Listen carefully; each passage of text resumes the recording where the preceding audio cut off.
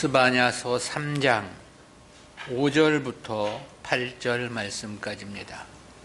제가 봉독합니다. 그 중에 거하신 여호와는 의로우사 불의를 행치 아니하시고 아침마다 간단 없이 자기의 공의를 나타내시거늘 불의한 자는 수치를 알지 못하는도다. 내가 열국을 끊어버렸으므로 그 망대가 황무하였고 내가 그 거리를 비게 하여 지나는 자가 없게 하였으므로 그 모든 성읍이 황폐되며 사람이 없으며 거할 자가 없게 되었느니라. 내가 이르기를 너는 오직 나를 경외하고 교훈을 받으라. 그리하면 내가 형벌을 내리기로 정하기는 하였거니와 너의 거처가 끊어지지 아니하리라 하였으나 그들이 부지런히 그 모든 행위를 더럽게 하였느니라. 나 여호와가 말하노라. 그러므로 내가 일어나 벌할 날까지 너희는 나를 기다리라. 내가 뜻을 정하고 나의 분한과 모든 진노를 쏟으려고 나라들을 소집하며 열국을 모으리라. 온 땅이 나의 질투의 불에 소멸되리라. 아멘. 스바냐서 제10강 유다의 심판 예언이라는 제목으로 말씀을 듣습니다. 앞선 1절부터 4절은 유다의 타락과 그로 인해 하나님의 심판을 받게 되는 죄악의 원인을 지적한 말씀이었습니다. 이어진 본문은 1차적으로 유다의 죄악과 상반된 하나님의 공의로우심을 선포한 말씀입니다. 아울러 하나님의 경고까지 무시한 유다에 대한 심판 집행이 불가피하다는 것을 선포하고 있습니다. 이에 대한 본문 5절부터 8절까지는 구속사적 교훈까지 다섯으로 구분해서 살펴보겠습니다. 첫 번째는 하나님의 공의로우심 표명입니다. 5절이죠. 그 중에 거하신 여호와는 의로우사 불의를 행치 아니하시고 아침마다 간단 없이 자기의 공의를 나타내시거늘 불의한 자는 수치를 알지 못하는도다. 이는 하나님의 의로우심과 예루살렘 거민의 타락과 영적 무감각을 대조시킴으로써 당시 유다 백성들의 무지와 무식을 지적한 말씀입니다. 1절에서는 예루살렘이 패역하고 더러우며 포악한 성읍이라고 지적을 했었죠. 그런데 본문 5절 상반절에서는 하나님의 성품 중 의로우심을 강조하셨습니다. 이 하나님의 의로우심에 반한 유다 백성들의 죄악을 지적하며 심판의 필연성을 강조하고자 함에 그 목적이 있는데요. 여기서 그 중에 거하신으로 번역된 히브리어 빼기루 빠으라는 단어는 그 성읍 가운데라는 뜻입니다. 이는 3절에서 방백들과 관련하여 사용되었던 그 가운데라는 언급과 동일한 표현입니다.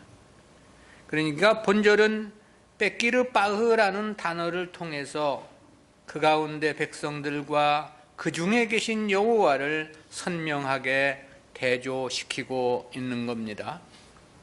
예루살렘의 방백들은 부르짖는 사자와 같이 불의를 행하며 온갖 착취와 악행을 일삼았다고 했지요. 그러나 그들과 동일한 자리에 하나님께서 계신다는 사실, 그리고 하나님의 공의로우심을 유다는 전혀 알지 못하고 있다라는 거죠. 그러나 하나님은 분명히 그들 가운데 계시며 불의를 저지르는 자들에게는 반드시 공의로우신 심판을 단행하시는 것입니다. 때문에 하나님은 아침마다 간단 없이 자기의 공의를 나타내신다고 말씀을 하셨습니다. 이러한 극명한 대조는 방백들의 경우만은 아닙니다. 계속해서 재판장들이 행하는 불의와도 대비되어 하나님의 공의를 더욱더 부각시키고 있습니다. 여기서 이 간단 없이라는 말은 빠짐이 없이라는 그런 뜻입니다.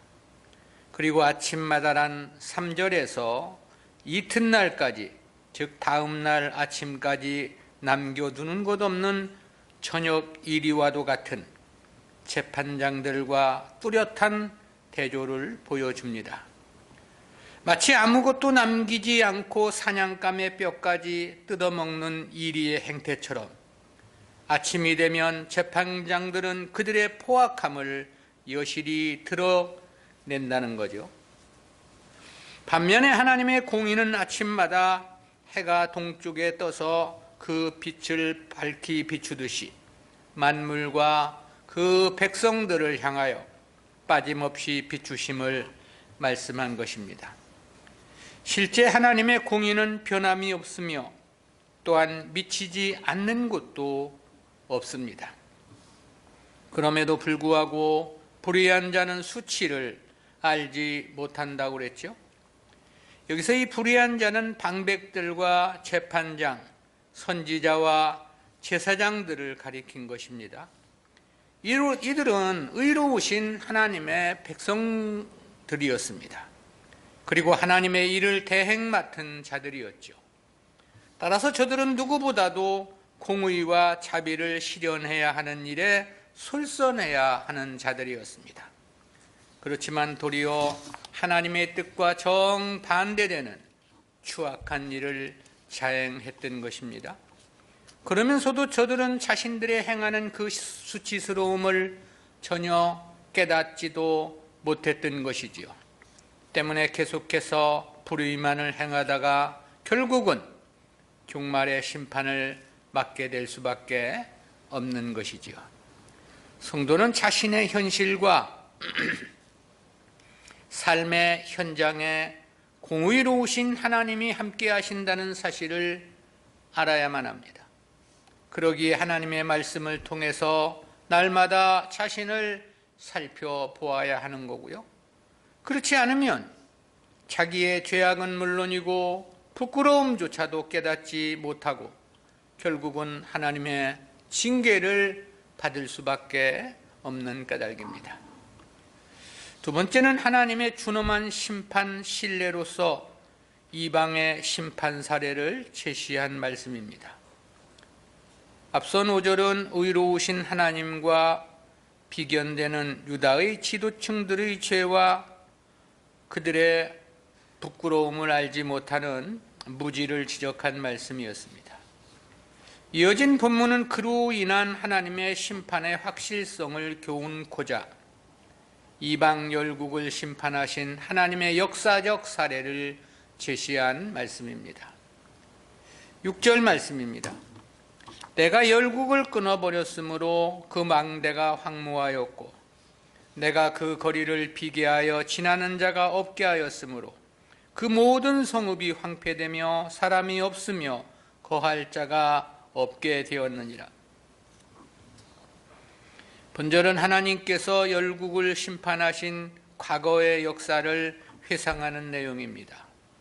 여기서 말씀하신 이 열국은 이스라엘이 가나안을 정복할 때 진멸했던 가나안 여러 이방 나라들을 가리킵니다.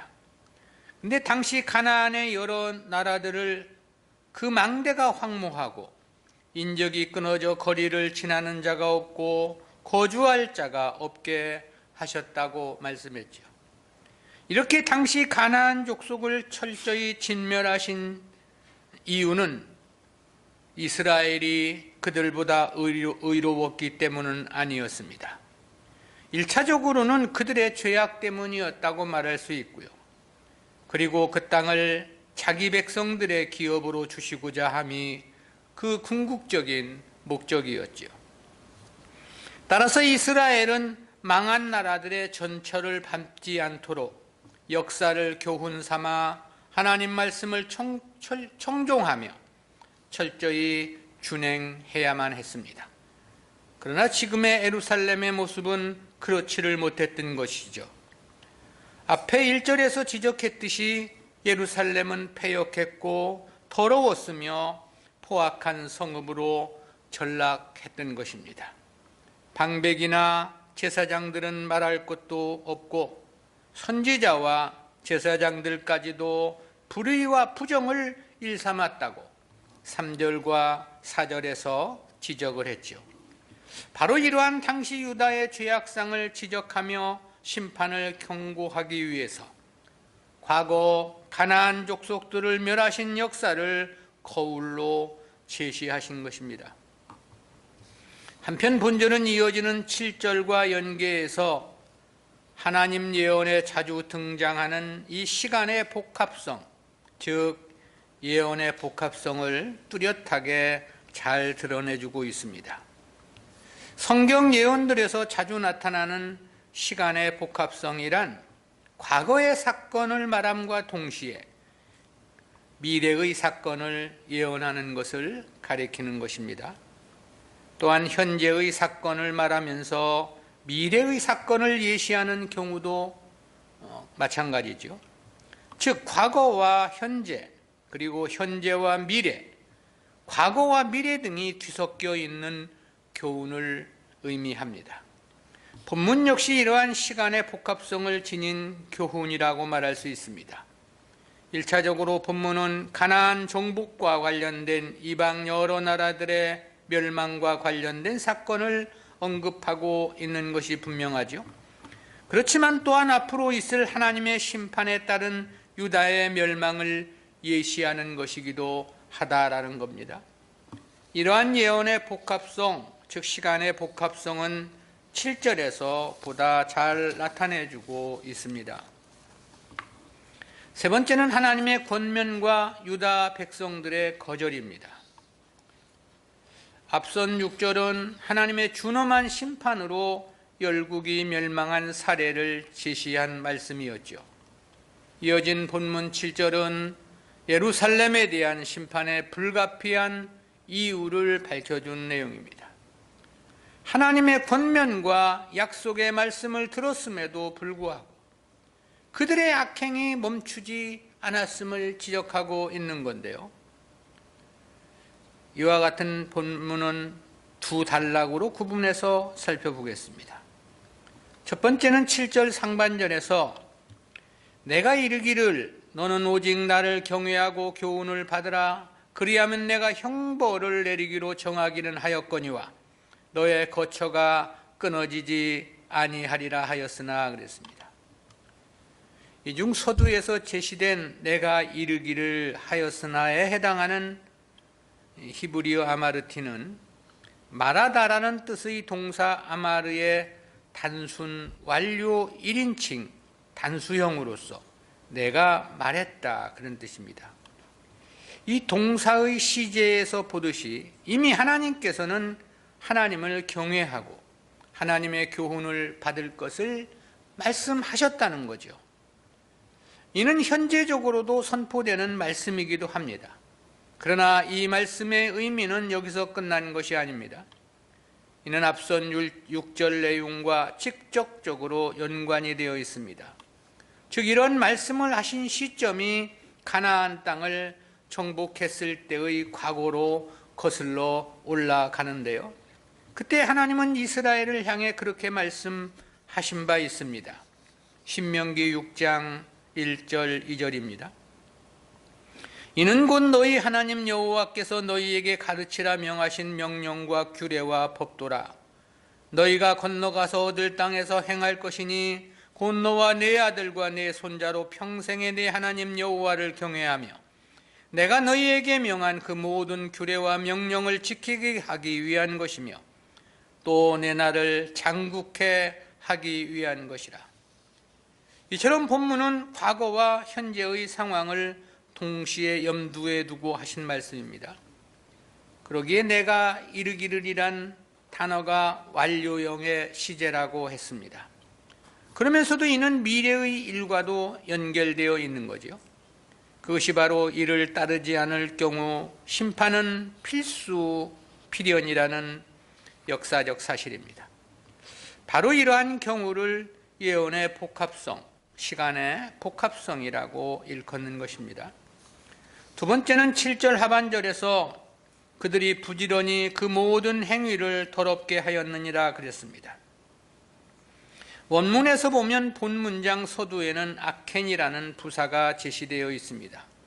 이는 그런데도 불구하고 혹은 그러나라는 뜻입니다.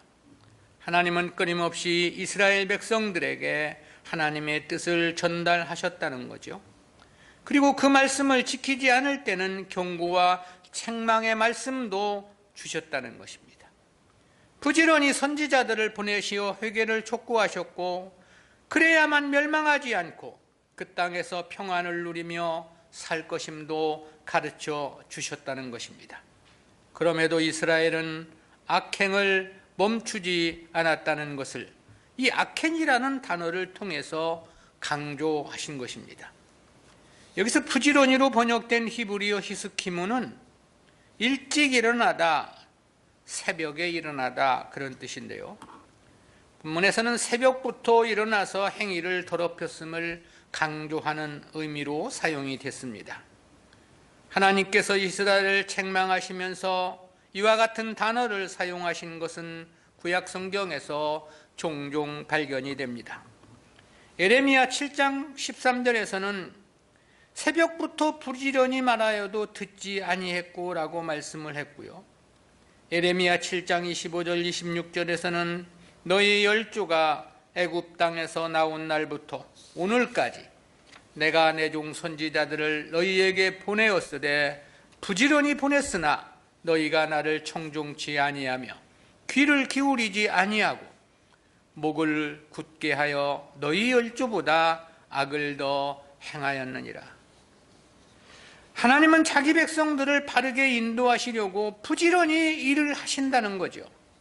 그렇지만 이스라엘은 부지런히 하나님의 뜻을 어기며 열심을 내어 악행을 자행했다고 지적하고 있는 말씀입니다. 네 번째는 이방을 통한 유다의 심판 선언입니다. 본문은 하나님의 말씀을 거부한 유다에 대해서 심판을 선언하신 말씀인데요. 이에 대한 8절은 두 단락으로 구분해서 살펴봅니다. 첫 번째는 8절 상반절에서 나 여호와가 말하노라 그러므로 내가 일어나 벌할 날까지 너희는 나를 기다리라. 원문에서 보면 본절은 라켄 하쿠 리란 문장으로 시작이 됩니다. 이는 그러므로 너희는 기다리라 나를 그런 뜻이 됩니다. 근데 여기서 너희는 기다리라고 했는데 이 너희는이 과연 누구를 가리키는가에 대한 견해가 다양합니다. 첫 번째는 심판의 대상인 예루살렘과 그 안에 불의한 자들을 가리킨다는 견해이고요.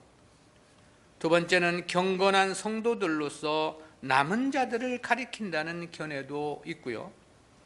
세 번째는 이방의 여러 나라를 가리키는 것으로 보는 견해도 있습니다. 이 세 가지 중에 일단 문맥의 흐름만을 보면 첫 번째가 가장 자연스러워 보이죠. 본절은 앞선 7절의 연장선에서 주어지고 있는 말씀이기 때문입니다. 하지만 너희는 기다리라에 해당하는 히브리어 하쿠의 성경 용례들을 살펴보면 오히려 두 번째 견해가 보다 설득력이 있어 보인다는 것입니다. 이 히브리어 하쿠는 기다리다, 바라다, 앙망하다라는 뜻을 지닌 하쿠의 2인칭 복수 명령형입니다.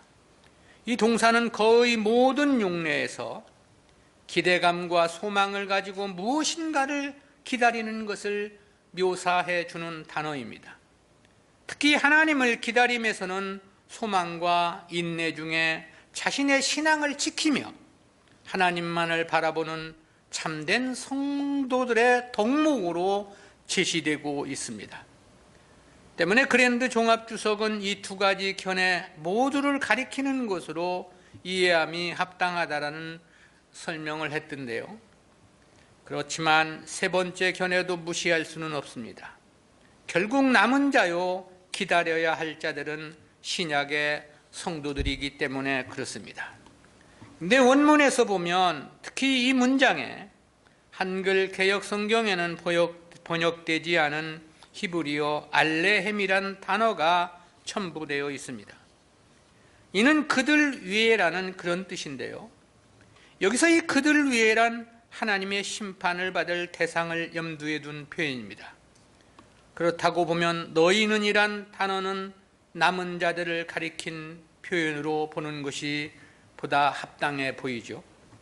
심판의 대상자들에 대해서는 그들 위에란 단어 알레헴이 나타내고 있기 때문입니다.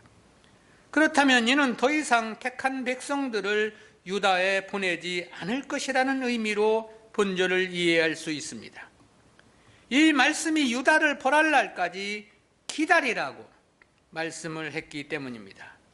그렇다면 그 남은 자들은 역시 신약의 성도들을 가리킴으로 이해할 수도 있는 거지요.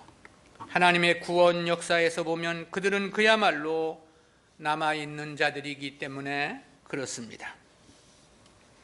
두 번째는 8절 하반절에서 내가 뜻을 정하고 나의 분한과 모든 진노를 쏟으려고 나라들을 소집하며 열국을 모으리라. 온 땅이 나의 질투의 불에 소멸되리라 그랬습니다. 여기서 이 분한으로 번역된 히브리어 자음이의 원형 자음은 성냄, 분노, 경노를 뜻하는 일반 명사입니다. 그리고 진노로 번역된 히브리어 하론 아피는 타오르는 분노라는 뜻입니다. 이는 2장 2절에서 여호와의 분노라고 할 때 사용된 단어이고요.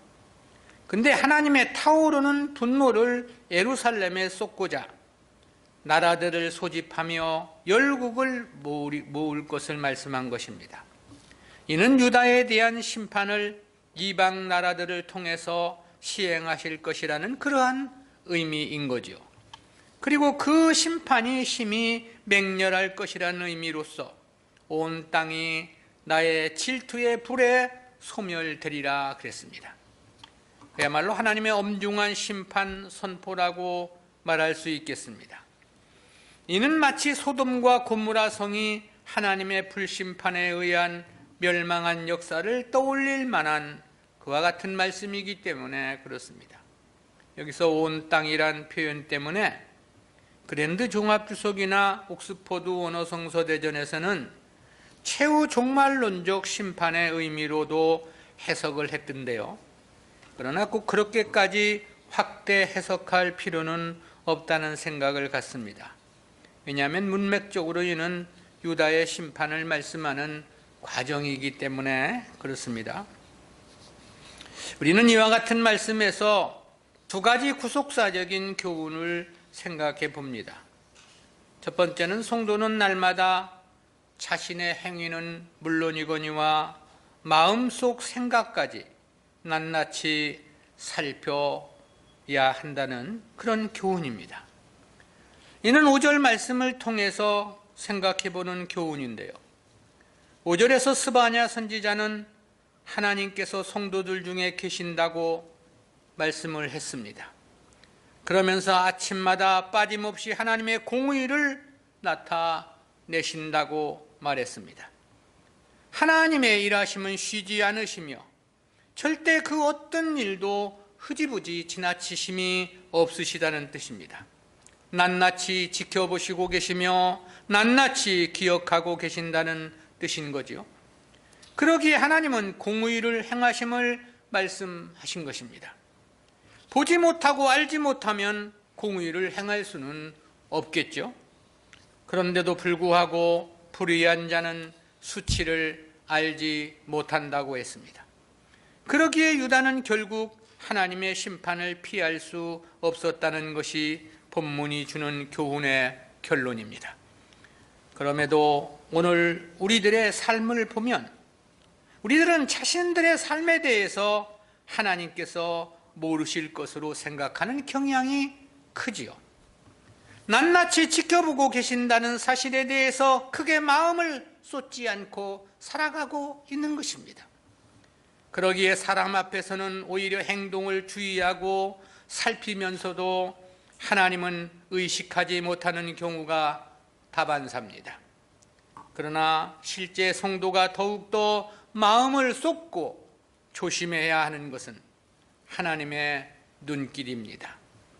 하나님은 성도들은 물론이고 모든 존재들의 일거수일투족을 다 바라보고 계시기 때문인 것입니다. 그러기에 잠언서에서는 그렇게 말씀하지 않았습니까? 잠언 20장 27절입니다.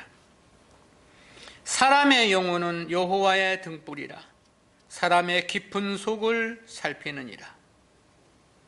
사람의 마음속 깊은 곳까지 모든 것을 헤아리고 계신다는 거죠. 그러기에 주님께서도 그렇게 말씀하신 바 있습니다. 마태복음 10장 29절부터 31절까지입니다.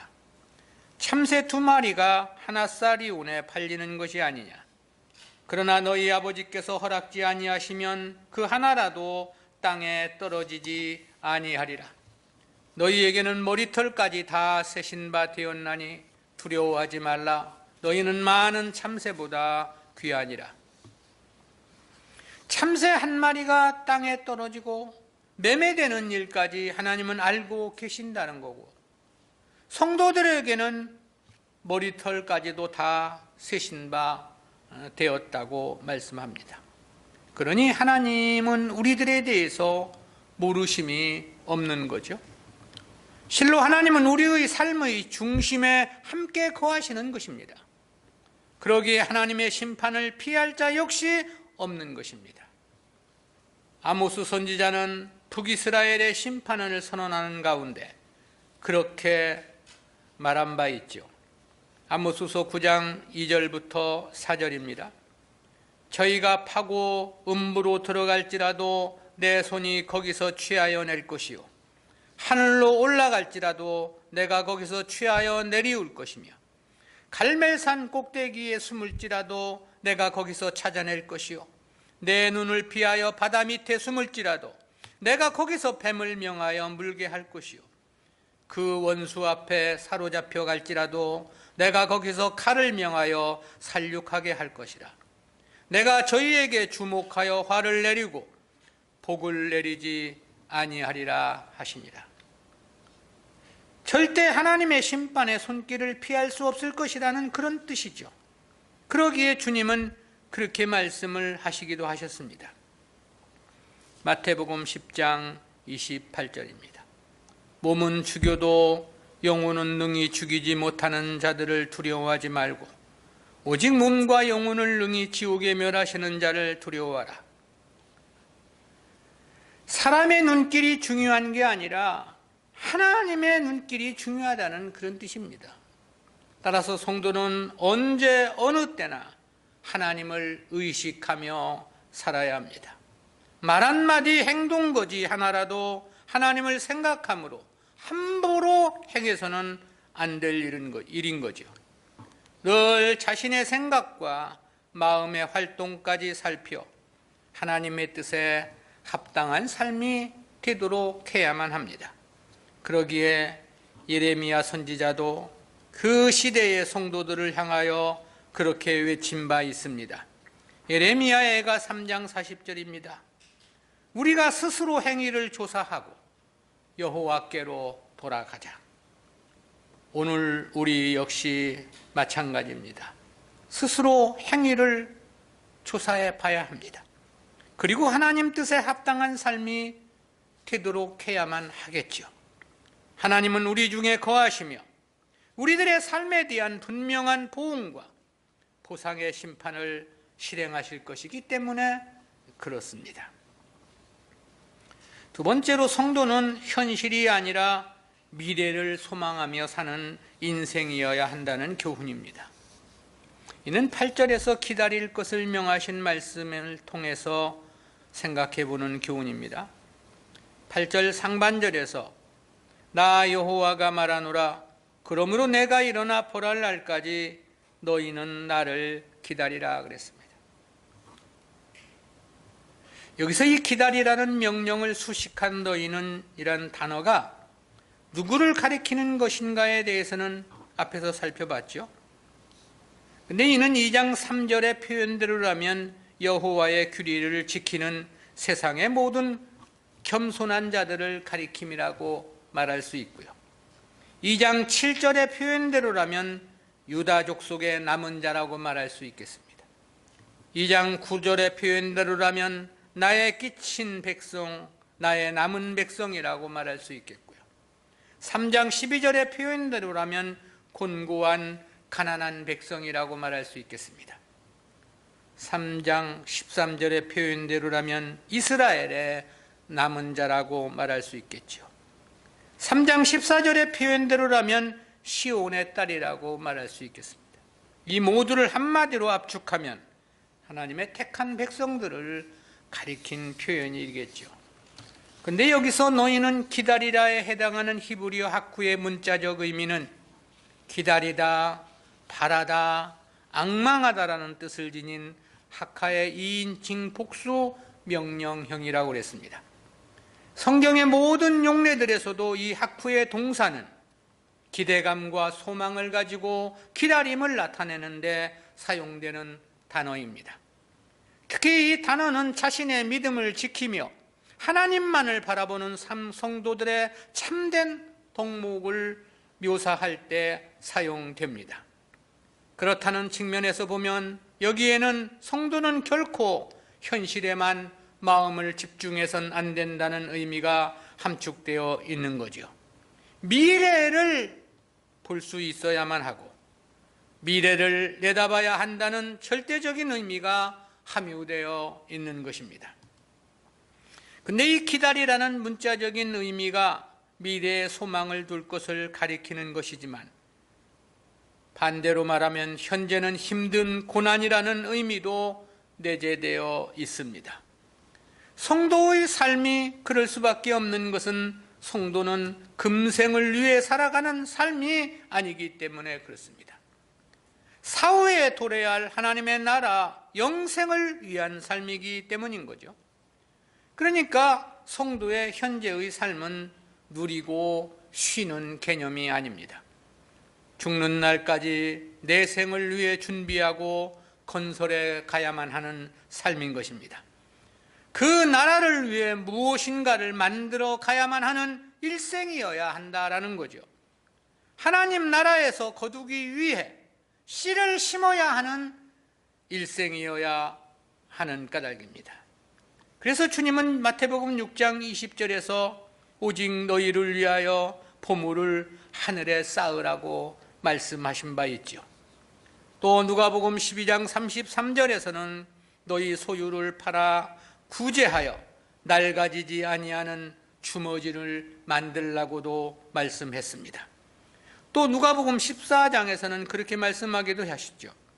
14장 13절 14절입니다. 잔치를 배설하거든 차라리 가난한 자들과 병신들과 저는 자들과 소경들을 청하라. 그리하면 저희가 갚을 것이 없는 고로 내게 복이 되리니 이는 의인들의 부활 시에 내가 갚음을 받겠음이니라 하시더라. 바울도 그렇게 말했습니다. 로마서 8장 18절입니다. 생각컨대 현재의 고난은 장차 우리에게 나타날 영광과 좋게 비교할 수 없도다. 베드로 사도는 그렇게 말하기도 했습니다. 베드로전서 4장 13절입니다. 오직 너희가 그리스도의 고난에 참여하는 것으로 즐거워하라. 이는 그의 영광을 나타내실 때에 너희로 즐거워하고 기뻐하게 하려 함이라. 모두가 다 현재를 위해 살아서는 안 된다는 말씀들이죠. 미래를 소망하며 살아야 함을 가리킨 말씀들입니다. 그랬기에 다니엘은 사자 굴속도 마다하지 않았던 것이고 사드락 메삭 아벳노고는 쇠를 녹이는 용광로 속에 던져지면서도 믿음의 지조를 지킬 수 있었던 것입니다. 모세는 애굽의 공주의 아들이란 이름을 포기하고 하나님 백성들과 함께 고난받는 것을 더 좋아했다고 말씀하고 있죠. 또 그리스도를 위하여 받는 능욕을 애굽의 모든 부하보다 더 큰 재물로 여겼다고 했습니다. 바울은 40에 하나 가만매 5번을 맞고 태장에 3번, 돌에도 1번 맞았다고 말씀했죠. 그리고 고린도후서 12장 11장 27절에서는 그렇게 말했습니다. 또 수고하며 애쓰고 여러 번 자지 못하고 줄이며 목마르고 여러 번 굶고 춥고 헐벗었노라. 그랬기에 여리고 성의 라합 기생은 자신의 조국을 배신할 수 있었을 것입니다. 그랬기에 모압의 룻은 희망도 없는 유다로의 귀화를 선택할 수 있었겠죠. 그랬기에 사르밧 과부는 한 움큼의 마지막 양식까지도 내어 놓을 수 있었던 것입니다. 오늘 우리는 무엇을 위해 살아가고 있는지를 돌아보아야 합니다. 진정한 성도로서 하나님 백성으로서 합당한 삶을 살아가고 있는지 말입니다. 그 어떤 것을 얻고자 그리도 바쁘게 다름질을 치고 있는지 우리 스스로들의 발걸음을 뒤돌아봐야 한다, 그런 것입니다. 얼마 전에 필리핀에서 연락이 와서 필리핀 선교에 좀 도움을 달라는 그런 연락을 받았습니다. 그 이후 사실 밤잠을 설치며 여러 많은 생각을 하고 있는 과정인데요. 지금 내 나이는 이제 일을 다 정리하고 이제 뭐 일을 다른 사람들에게 넘겨주어야만 하는 그런 단계인데 지금에 와가지고 나한테 필리핀 선교를 도와달라고 하면 내가 어떻게 할 수 있는가? 그러나 한편 마음속에서는 그러한 희망이 솟구치기도 했습니다. 정말 이게 하나님의 부르심인가? 하나님의 뜻이 여기에 있는 것인가? 그래서 가슴도 뛰고 복음을 위해서라면 마지막 숨을 거두는 순간까지라도 할 수 있는 최선을 다해야 하지 않을 것인가? 그런 생각에 말입니다. 과연 성도가 살아가는 삶의 목표는 무엇인가? 무엇을 위해서 우리는 인생을 허비하며 거기에 투자하며 살아가는 것인가? 성도의 진정한 삶은 오늘에 있는 것이 아닙니다. 현재에 있는 것이 아니다 이 말이죠. 하나님 나라 미래의 소망이 있는 것입니다. 여기서 이 기다리라는 말씀이 갖는 의미가 하나님 말씀에 약속된 미래는 반드시 도래할 것이라는 사실을 강조한 표현이기 때문에 그렇습니다. 무엇을 우리는 목적하고 다름질을 치고 있느냐 이 말이죠. 하나님의 나라 영생을 소망함으로 그 역사에, 하나님 역사에 함께하고 동참하고자 하는 몸부림으로 우리는 인생을 살아야 한다라는 것입니다. 기도합니다. 사랑의 하나님 은혜 감사합니다. 오늘도 주님께서 주신 유다를 심판하시는 하나님의 말씀을 통해서 오늘 우리들은 그들과 무엇이 다른가를 생각해 볼 수 있게 해주심 진실로 감사합니다. 주여, 저희들에게 하나님의 말씀을 사모하는 마음과 이 땅에서의 삶이 중요한 게 아니라 영원한 하나님의 나라, 그 나라에서의 영광이 심히 중요하고 중요하다는 사실을 저희로 하여금 깨닫게 하시고 그래서 그 나라를 소망하며 살아갈 수 있게 해주심 진실로 감사합니다. 아무쪼록 저희들의 인생이 주님이 기뻐하시는 일을 감당하다가 주님의 부르심을 받기를 간절히 소망하오니 주여 저희들을 붙잡아 주시고 인도해 주시기를 간절히 빌고 소원합니다. 행하는 모든 일들이 부족함 투성이이고 여전히 허물투성이이지만 주여, 마음의 소원은 하나님의 뜻에 합당한 삶을 살기를 원하오니 주여 도와주시고 주님이 부르시는 그날까지 주님의 역사에 들림받아 쓰임받고 가는 인생 되게 하여 주옵소서. 감사드리옵고 예수님의 이름으로 기도드리옵나이다. 아멘.